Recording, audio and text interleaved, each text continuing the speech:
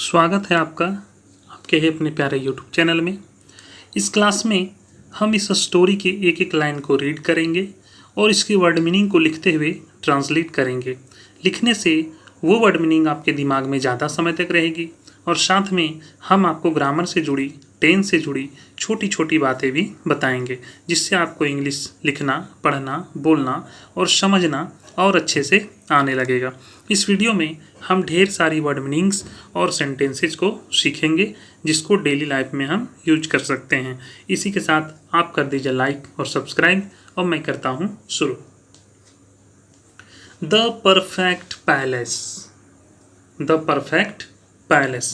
Perfect का मतलब सही और पैलेस का मतलब होता है महल, सही महल, यही कहानी है। ठीक है, सही महल। Thousands of years ago, हजारों साल पहले। ago मतलब पहले, है ना, हजारों साल पहले। There lived a king, एक राजा रहता था। हजारों साल पहले एक राजा रहता था। His people loved him since he looked after their needs well. His people loved him, उसके लोग उससे प्यार करते थे। उसके लोग उससे प्यार करते थे। सिंस, क्योंकि। सिंस का मतलब क्योंकि। He looked after their needs well, क्योंकि वह उनकी ज़रूरतों का अच्छी तरह से ख्याल रखता था। क्योंकि वह उनकी ज़रूरतों का अच्छी तरह से ख्याल रखता था। At the end of every month, महीने के अंत में। महीने के अंत में। he would invite some nobleman of his kingdom to analyze his work and advised him. महीने के अंत में वह अपने राज्य के कुछ महान व्यक्तियों को अपने काम का विश्लेषण करने के लिए आमंत्रित करता था। At the end of every month, हर महीने के अंत में he would invite, वह आमंत्रित करता था सब नोबल मैन, कुछ महान व्यक्तियों को। नोबल का मतलब महान, है ना, कुछ महान व्यक्तियों को। ऑफ हिज किंगडम, किंगडम मतलब राज्य, अपने राज्य के कुछ महान व्यक्तियों को आमंत्रित करता था। To analyse his work and advised him. To analyse, analyse का मतलब होता है विश्लेषण, विश्लेषण करने के लिए। हिज वर्क, अपने कामों का। एंड एडवाइज्ड हिम, और उन्हें सलाह देता था।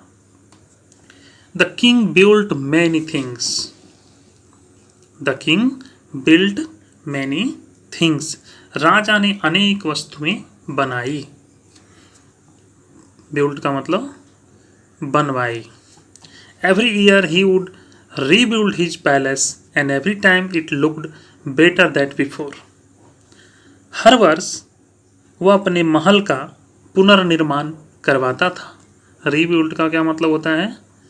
पुनर्निर्माण। हिज पैलेस, अपने महल का। And every time it looked better that before, और वह हर बार अद्भुत बेजोड़ दिखता था। लुक्ड मतलब दिखता था। कैसा दिखता था? अद्भुत और बेजोड़।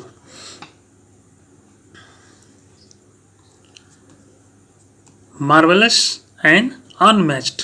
मार्वेलस का मतलब क्या होता है? अद्भुत।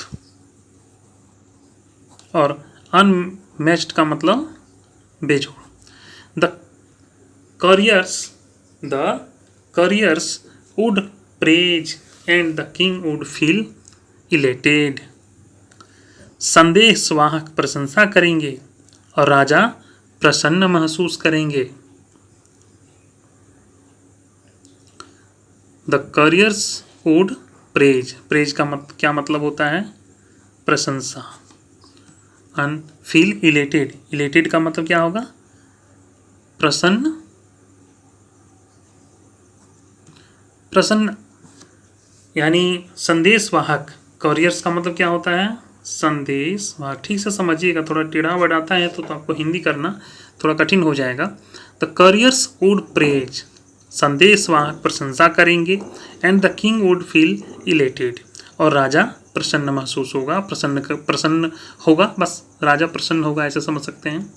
वन डे, एक दिन, द किंग थॉट, राजा ने सोचा, एक दिन राजा ने सोचा, दिस ईयर, इस वर्ष, I will build the perfect palace, मैं एक अच्छा महल बनाऊंगा, अच्छा महल बनवाऊंगा विथ ऑल कंफर्ट्स, सभी सुख सुविधाओं से युक्त। It should be praise not only with in my kingdom, इसकी प्रशंसा न केवल मेरे राज्य में but also by the people of the neighbouring states, बल्कि पड़ोसी राज्यों के लोगों को भी करनी चाहिए। यानी it should be praise not only with in my kingdom, इसकी प्रशंसा न केवल मेरे राज्य में बल्कि मेरे पड़ोस राज्य के लोगों को भी करनी चाहिए। द नेक्स्ट डे, अगले दिन, the king worked out a perfect design for his perfect palace, अगले दिन राजा ने अपने आदर्श महल के लिए एक आदर्श डिजाइन तैयार किया। कैसा डिजाइन? आदर्श। आफ्टर फाइनलाइजिंग इट, इसे अंतिम रूप देने के बाद, फाइनलाइज्ड मतलब अंतिम रूप, इसे अंतिम रूप देने के बाद, he handed it over to the builders and masons, उन्होंने इसे बिल्डरों और राजमिस्त्रियों को सौंप दिया। मैसन्स का मतलब क्या होता है? राज मिस्त्री। इन अबाउट अ मंथ, लगभग एक महीने में, the perfect palace of the Kings dream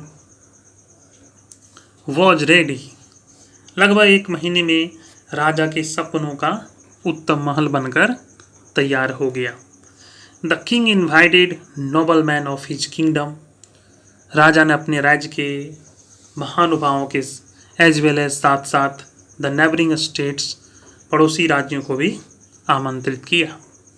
the king invited noble man of his kingdom as well as the neighbouring state, राजा ने अपने राज्य के महानुभावों के साथ साथ पड़ोसी राज्यों को भी आमंत्रित किया। Get their opinion about the palace, उस महल के बारे में राय जानने के लिए। अनबिलीवेबल, अविश्वसनीय, अनबिलीवेबल का मतलब अविश्वसनीय। Indeed it is a perfect palace, वास्तव में यह एक बहुत ही उत्तम महल है। इंडीड मतलब वास्तव में।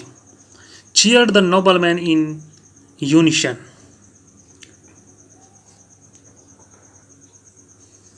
सभी प्रशंसा कर रहे थे, है ना। वास्तव में it is a perfect play, यह एक सही माल है। Cheer the noble man in unison, वहाँ सभी लोग प्रशंसा कर रहे थे। But a saint standing in the corner was silent, लेकिन एक साधु कोने में खड़ा शांत खड़ा था। लेकिन एक साधु कोने में, इन द कॉर्नर, कोने में शांत खड़ा था। The king wondered why the saint was silent,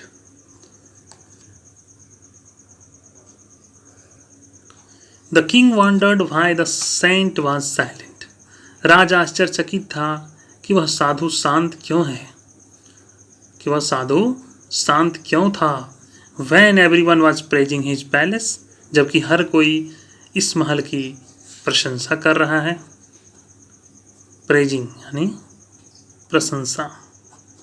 Why the saint was silent, राजा आश्चर्यचकित था कि साधु क्यों शांत था जबकि हर कोई उस महल की प्रशंसा कर रहा था। He walked up to the saint and said, वह साधु के पास गया और कहा, प्लीज टेल, कृपया बताइए, ओ सेंट, ओ साधु, व्हाई यू आर साइलेंट, आप चुप क्यों हैं। Is not my palace perfect, क्या मेरा महल सही नहीं है? The saint replied in a calm voice. साधु ने बड़ी ही शांत आवाज में, शांत स्वर में उत्तर दिया, डियर किंग, प्रिय राजा, your palace is strong and will last for ever. आपका महल मजबूत है और हमेशा रहेगा। फॉर एवर का मतलब हमेशा। इट इज़ ब्यूटीफुल, यह सुंदर है, बट नॉट परफेक्ट, लेकिन उत्तम नहीं है, सही नहीं है। Since the people living in it as mortals, क्योंकि इसमें रहने वाले लोग नश्वर हैं। कैसे हैं? नश्वर हैं, मरणशील हैं। दे आर नॉट परमानेंट, वे अस्थाई नहीं हैं।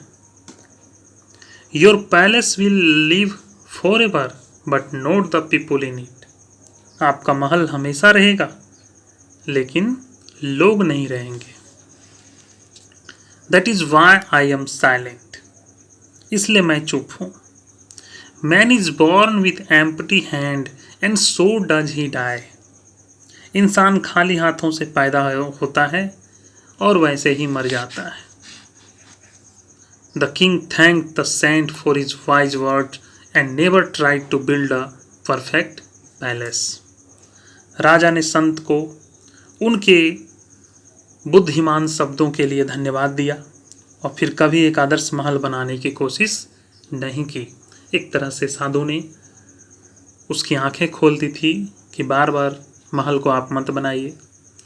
तो आशा करेंगे कि यह कहानी बहुत अच्छी लगी। इसको जो मैंने समझाया, मेरे समझाने के टेक्निक को आपको समझ में ज़रूर आया होगा। कमेंट करके बताइए, आपके कमेंट का स्वागत है कि मेरे समझाने की शैली आपको कैसी लगती है, क्या सुधार की आवश्यकता है या मेरा कैसा है, आप हमें ज़रूर बताएं। पसंद आए तो लाइक, कमेंट और शेयर करिएगा। मिलते हैं अगले वीडियो में, तब तक के लिए जय हिंद, वंदे मातरम।